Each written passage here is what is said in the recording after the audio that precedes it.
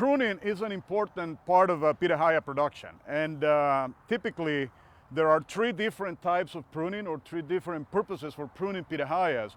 One is with your jump planks, you want to prune them for training. You want to train them up the trellis system you're using.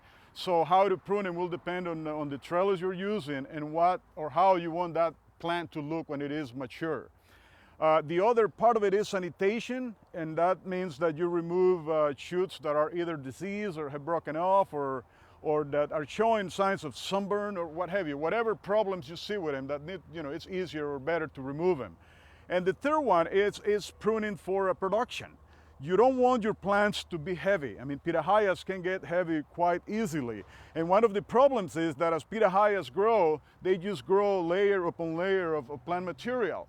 What I tell growers is that we should try to maximize the ratio of flowers to biomass.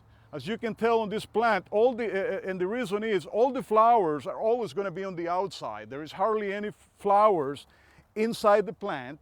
And even if there are, then you have a challenge that they don't open up fully, they don't open up for pollination. And if they do get pollinated, you end up with a fruit that is inside a thicket of plant material that sometimes is thorny and you cannot get it anyway. So it's better to keep a light canopy. For example, this plant, this is a variety, Soul Kitchen, very vigorous. Physical graffiti has the same behavior, very vigorous growth. And so we want to manage that canopy quite actively. And this is something that definitely needs pruning. And we haven't done it because we are not yet at the end of the season. But once the season is over, we will prune this variety quite heavily. And what we like to see is to keep a canopy that is light enough that we can see the center of the plant from all different sides, no matter what side we're looking at it from. This plant here has the kind of structure that we love to see in a plant. You can see the number of flowers in terms of the biomass of the plant. There is air and light going to the center of the plant. The plant looks healthy. The flowers are all scattered. All will have a chance to fully open.